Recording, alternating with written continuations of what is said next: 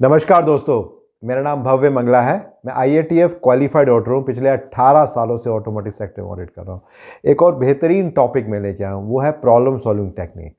आपको पता है एक सीरीज़ चल रही है जिसमें स्टेप नंबर 1 से स्टेप नंबर 7 के बारे में बात की है, और आज इस पर्टिकुलर वीडियो में मैं डिटेल में सातों स्टेप के बारे में बात करने वाला हूँ, एक एग्जाम्पल के साथ।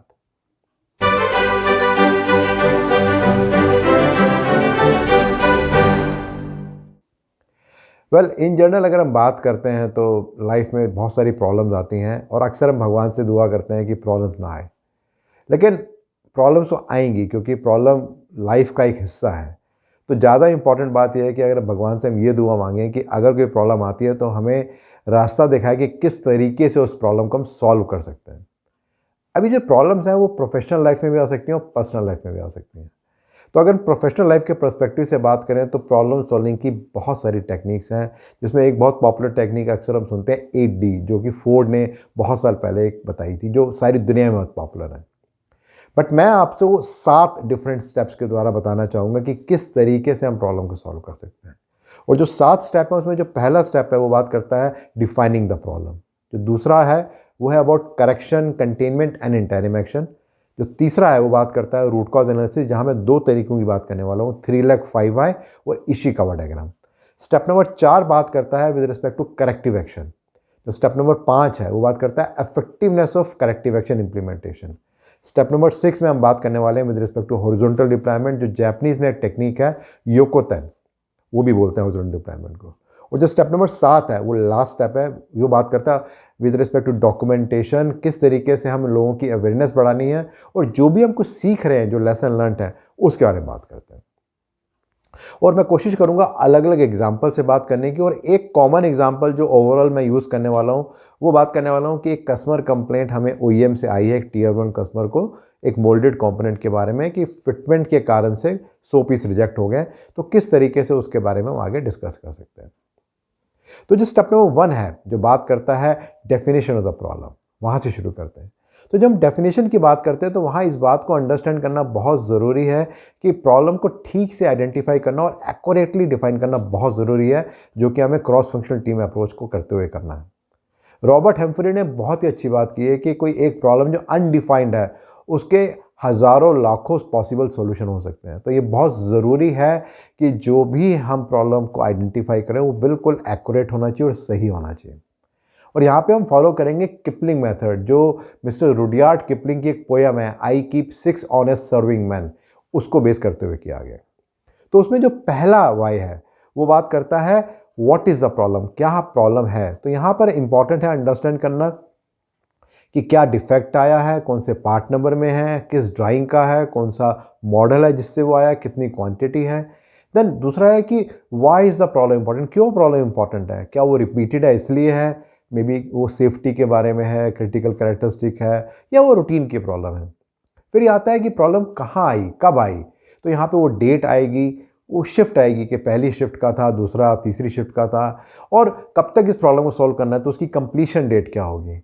देन उसके बाद जो अगला है वो आता है how did the problem happen, ये प्रॉब्लम आई कैसे। तो क्या ये प्रॉब्लम फिटमेंट के बारे में थी, फंक्शन के बारे में थी, विजुअल के बारे में थी, कोई पर्टिकुलर ऑपरेटर था जिसके कारण से ये प्रॉब्लम आई थी, उन सबको हमें आइडेंटिफाई करना है। देन ये प्रॉब्लम कहाँ पर आई है, तो ये कौन सा कस्टमर है उसका नाम आएगा। एक कस्टमर की बहुत सारी लोकेशन भी हो सकती है, तो किस पर्टिकुलर लोकेशन में ये प्रॉब्लम आई है उसके बारे में आएगा। और ये प्रॉब्लम किस किस को इम्पैक्ट कर सकती है, जो एंड यूज़र उस प्रोडक्ट को यूज़ करने वाला है उसको आएगी, कस्टमर को आ सकती है, ऑर्गेनाइजेशन के अंदर कोई नेक्स्ट प्रोसेस या फाइनल असेंबली है वहाँ पर आ सकती है, कोई लीगल रिक्वायरमेंट है उसको इम्पैक्ट कर सकती है, या कोई और भी हो सकता है जिसको प्रॉब्लम आए। इसके बाद आता है स्टेप नंबर 2, जहाँ पे हम बात करते हैं करेक्शन, कंटेनमेंट और इंटरिम एक्शन की। तो यहाँ पर जब हम बात करते हैं तो इस बात को समझना बहुत ज़रूरी है कि कोई भी जब प्रॉब्लम आती है तो जनरली 5 तरीके होते हैं जिससे उस मटेरियल को हम डील करते हैं। या तो उसको हम सेग्रीगेट कर देते हैं, या रिवर्क करते हैं, या रिपेयर करते हैं, या उसका हम डेविएशन लेते हैं, या फाइनली उसको हम स्क्रैप कर देते हैं। ये 5 तरीके हैं जिससे हम उसको डील कर सकते हैं। अब बात करते हैं सबसे पहले करेक्शन के बारे में। जब हम करेक्शन की बात करते हैं तो उसका मेन इंटेंट क्या है। उसका मेन इंटेंट ये है कि भाई किस तरीके से ये जो प्रॉब्लम आई है उसको हम इमीडिएटली ऐसा कुछ करें कि प्रॉब्लम कस्टमर तक ना जाए। एग्जाम्पल में बात करते हैं कि जो मोल्डिंग प्रोसेस था, जो फ्लैश के कारण प्रॉब्लम आई थी, अब फ्लैश को इमीडिएटली तो हम ठीक नहीं कर सकते, लेकिन हम वहाँ पे एक ऑपरेटर को बिठा सकते हैं जिसका काम होगा कि जो भी पार्ट निकल रहा है मोल्ड होके उसको डिफ्लैशिंग करना है और उसके बाद उसको आगे भेजना है। ये एक इमीडिएट हम बात कर सकते हैं कि जो करेक्शन हमने की। अब बात करते हैं कंटेनमेंट की, कि भाई करेक्शन तो हमने कर दी। जब कंटेनमेंट की बात करते हैं, इंटेंट हमारा ये है कि भाई वो प्रॉब्लम हो सकता है दोबारा से कस्टमर तक ना पहुंच जाए, क्योंकि जो मटेरियल होता है वो अलग अलग स्टेजेस में होता है। मे बी वो मटेरियल सप्लायर एंड से आ रहा है, ऑर्गेनाइजेशन के अंदर किसी स्टेज पे है, किसी आपके ट्रांजिट में चल रहा है, कोई वेयर हाउस है वहाँ पर भी हो सकता है, कस्टमर एंड पे भी हो सकता है। तो कंटेनमेंट का इंटेंट ये होता है कि हमें आइडेंटिफाई करना है सब स्टेजेस पे कि मटेरियल हमें कहाँ कहाँ पे है, उसको आइडेंटिफाई करके मे बी उसको हमें प्रॉपरली उसको या तो रिजेक्ट करना है या स्क्रैप करना है, रिपेयर या रिवर्क कुछ भी करना है या डेविएशन करनी है, वो सब काम हमें करने हैं। ये सारा का सारा काम हमारा आता है विद रिस्पेक्ट टू कंटेनमेंट। अब बात होती है उसके तीसरे स्टेप के बारे में, जहाँ बात करते हैं interim action. Interim action primarily आप कह सकते हैं एक तरह का फर्स्ट एड है कि भाई एक प्रॉब्लम आ गई, अब हम जल्दी से कुछ ऐसा काम कर दें जिससे कि प्रोसेस हमारा थोड़ा ठीक सा चल जाए, जब तक कि हमें प्रॉपर रूट कॉज नहीं पता चलता है कि ये प्रॉब्लम क्यों आ रही है। से फॉर एग्जांपल अगर सेम मोल्डिंग प्रोसेस की बात करें कि उसमें फ्लैश आ रही है, अभी समझने में समय लगेगा कि भाई क्या रूट कॉज है, क्यों फ्लैश आ रहा है। तो मे बी जो प्रोसेस इंजीनियर है वो इमीडिएटली देख सकता है कि क्या कारण हो सकता है, और वो कुछ may be temperature, time, pressure को कुछ फाइन ट्यून कर सकता है, मॉडिफाई कर सकता है, कुछ ट्रायल कर सकता है, जिससे कि इमीडिएटली कुछ फ्लैश में काबू आ जाए या कुछ कंट्रोल आ सके, जब तक कि हम डिटेल में उस प्रॉब्लम को अंडरस्टैंड ना कर लें और उस पर कोई एक्शन ना ले लें। तो ये हो गया हमारा इंटरिम एक्शन। अब आता है step number 3, root cause analysis. यहाँ पर अगर देखा जाए कि एक बहुत अच्छी बात की है मिस्टर डेमिंग ने, वो कहते हैं कि जो 85% रीज़न है फेलियर के, जिस कारण से हम कस्टमर के एक्सपेक्टेशन को मीट नहीं कर पाते, वो जनरली प्रॉब्लम होती हैं जो हमारे सिस्टम और प्रोसेस में होती हैं रादर देन एम्प्लॉय। तो रूट कॉज एनालिसिस में सिंपल थंब रूल ये है कि अगर हम आइडेंटिफाई कर रहे हैं कि मैन पावर के कारण प्रॉब्लम थी या ट्रेनिंग के कारण प्रॉब्लम थी, तो वो गलत है। उसको हमें देखना है कि किस तरीके से हमारा जो फोकस होना चाहिए वो किसी प्रोसेस में हो या किसी सिस्टम में हो कि जिस कारण से वो प्रॉब्लम आई है उसको हम कर सकते हैं।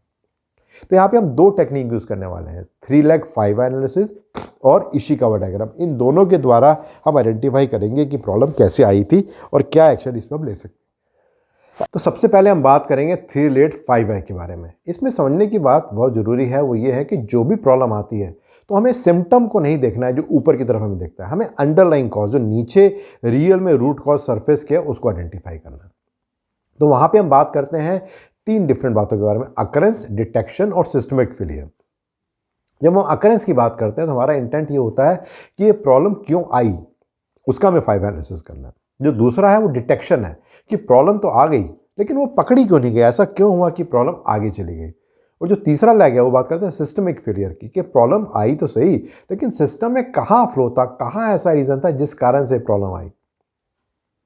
एक बहुत कॉमन क्वेश्चन अक्सर 5 एनालिसिस में पूछा जाता है कि भाई कब तक वाइवा एनालिसिस करना है।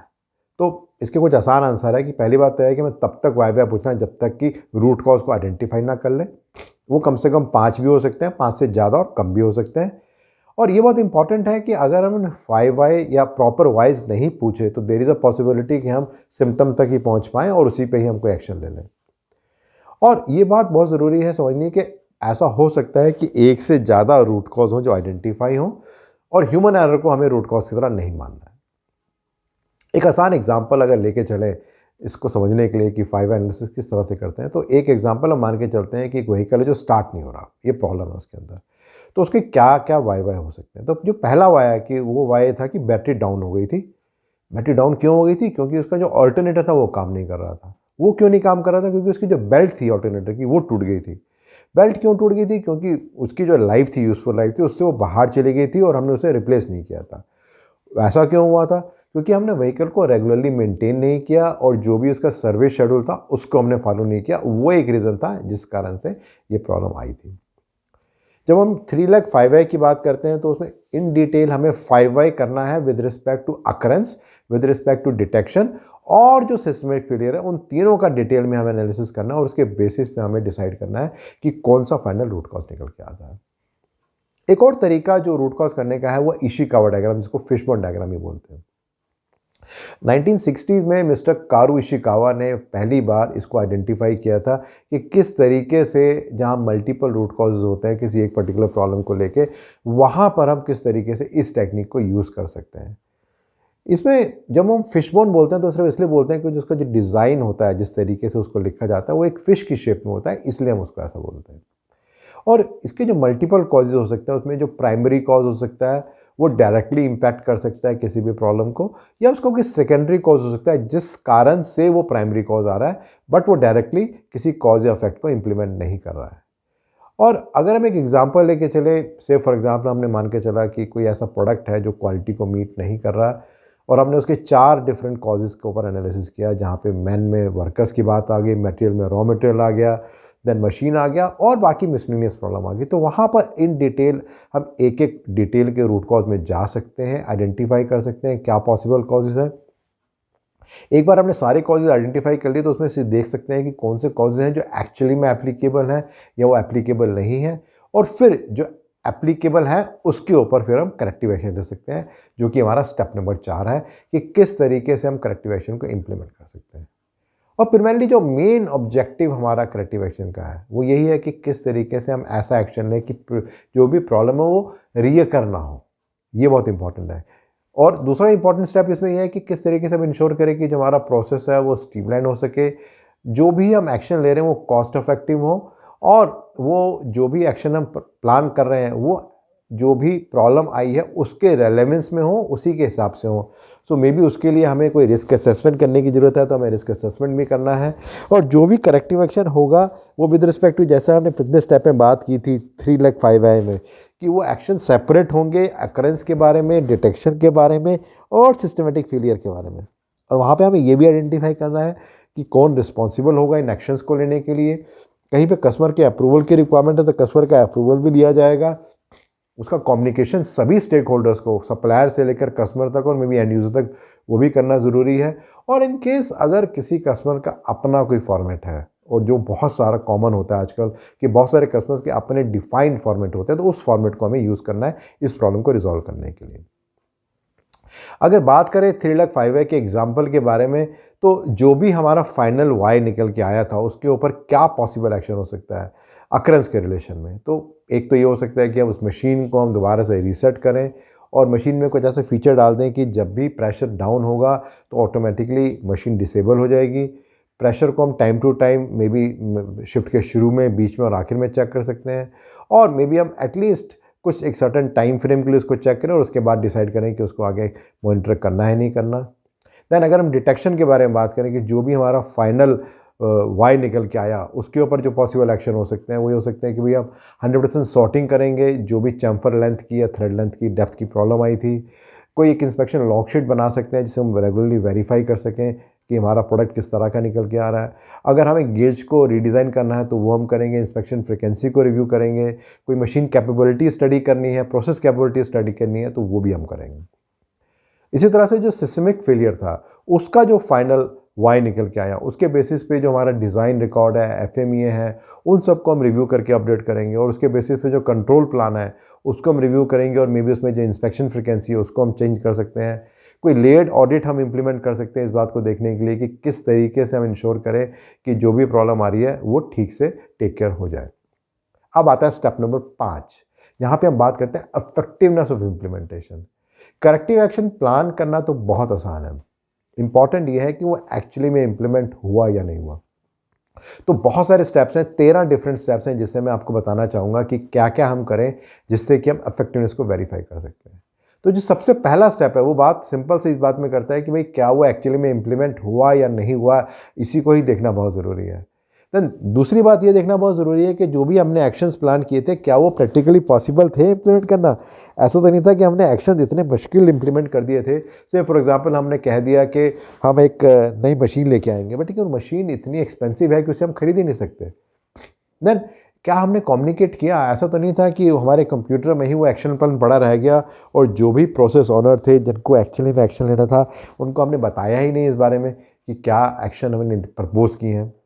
देन उसके अलावा जो भी रिसोर्सेज हमें चाहिए, से फॉर एग्जांपल कोई हमें ट्रेनिंग करनी है, कोई नया जिग फिक्चर है, क्या उसको हमने ख़रीदा, क्या हमने वो प्रोवाइड किया यूज़र को जिससे कि वो एक्शन को इम्प्लीमेंट कर सके या नहीं कर सके। जो टाइमलाइन हमने डिफ़ाइन की थी, हमने कहा था कि हम 15 दिन के अंदर ये काम करेंगे, 2 महीने में ये काम करेंगे, लेकिन हमारा जो मटेरियल था वो इंडेंट ही नहीं हुआ, हमारा जो इंटरनल अप्रूवल का प्रोसेस था वो इतना डिलेड था कि वो काम हुआ ही नहीं। तो जो टाइमलाइन थी वो तो बेकार हो गई। देन जो भी क्वांटिटी थी जो उस हमने आइडेंटिफाई की थी, उसका हमने क्या एक्शन लिया? क्या हमने उसको स्क्रैप करने के बारे में सोचा? क्या हमने उसको यूज़ करने के बारे में सोचा? क्या एक्शन लिया? और जो भी हमने एक्शन लिया, क्या वो इम्प्लीमेंट हुआ था या नहीं हुआ था, या बेचारा कस्टमर परेशान हो रहा है, उसको देखना बहुत ज़रूरी है। देन मे बी हमने सोचा होगा कि हम अपने बहुत सारे डॉक्यूमेंट्स को रिव्यू करेंगे, उसे अपडेट करेंगे, तो क्या वो एक्चुअली में रिव्यू होकर अपडेट हुए? हमने सोचा था कि हम वैलिडेशन स्टडी करेंगे इस बात को देखने के लिए कि जो भी हमने प्रपोज एक्शन प्लान लिए हैं, क्या वो एक्चुअली में ठीक से इम्प्लीमेंट हो पाएंगे या नहीं हो पाएंगे? तो क्या वो वैलिडेशन स्टडी ठीक से हो पाई या नहीं हो पाई? जो भी हमने आइडेंटिफिकेशन और ट्रेसिबिलिटी के बारे में सोचा था कि हम इनको इम्प्लीमेंट करेंगे, क्या वो आइडेंटिफाई हुए? क्या पुराने मटेरियल को हमने प्रॉपरली डिफ़ाइन किया, या जो नया मटेरियल हमारा आएगा क्या हमने उसको डिफ़ाइन किया कि किस तरीके से हम यूज़ करेंगे जिससे कि कस्टमर को पता चल सके कि ये नया मटेरियल है और ये पुराने से डिफरेंट है? क्या हम टाइम टू टाइम कस्टमर से फीडबैक ले रहे हैं इस बात को वेरीफाई करने के लिए कि क्या कस्टमर सेटिस्फाइड है हमारे एक्शन से या नहीं है? जो भी हमारे एक्शंस हैं उनको हम अक्सर कहते हैं कि हम आने वाले 3 महीने या 6 महीने या 10 लॉट तक रेगुलरली चेक करेंगे। क्या एक्चुअली में हमने उसको चेक किया और वेरीफाई किया? क्या हमारी ऑर्गेनाइजेशन के अंदर कोई इंटरनल ऑडिट का सिस्टम है जिसमें हम system audit, manufacturing process audit, product audit की बात करते हैं, जिसके थ्रू हमने पता करने की कोशिश की कि वो इफेक्टिव कितना है वो करेक्टिव एक्शन? और जो तीसरा 13th और आखिरी स्टेप है वो है इन्वॉल्वमेंट ऑफ टॉप मैनेजमेंट। कितनी इन्वॉल्वमेंट थी टॉप मैनेजमेंट की? क्या टॉप मैनेजमेंट को पता भी था ये प्रॉब्लम आई है? क्या टॉप मैनेजमेंट को टाइम टू टाइम कम्युनिकेट किया जा रहा है, या टॉप मैनेजमेंट डिस्कस कर रहा है मैनेजमेंट रिव्यू में विद रिस्पेक्ट टू दिस के जो भी एक्शन लिए गए तो उसकी इफेक्टिवनेस क्या है? तो ये सारे के सारे स्टेप्स हैं with respect to implementation effectiveness. अब बात करते हैं स्टेप नंबर 6, जहां हम बात करते हैं हॉरिजॉन्टल डिप्लॉयमेंट, जिसको जापानीज टर्मिनोलॉजी में योकोतन भी कहते हैं। यहाँ बहुत इंपॉर्टेंट है कि जो भी एक्शन हमने एक जगह लिए हैं, एक बार जब वो सिस्टमेटिकली इफेक्टिवली इंप्लीमेंट हो गए, अब हमें ये देखना है कि उनको हम और जगह किस तरह से इफेक्टिवली इंप्लीमेंट कर सकते हैं। और जब हम इम्प्लीमेंट करेंगे तो दोनों बातें इंपॉर्टेंट हैं, क्या पॉजिटिव बातें थी और क्या नेगेटिव बातें थी, दोनों को ही हमें अंडरस्टैंड करना है और दोनों को ही इफेक्टिवली हमें इम्प्लीमेंट करना है। यहाँ पर अगर मैं कुछ एग्जांपल से बात करूँ तो अगर हम सिस्टमेटिक बात करें जो हमने एक्शन लिए थे, तो हमने सपोज कर लीजिए एक प्रॉब्लम आई थी हमारे यहाँ पे रस्ट की और डस्ट की, और उस डस्ट के कारण से हमारा रिले का फेलियर हो गया था किसी इलेक्ट्रॉनिक प्रोडक्ट के अंदर।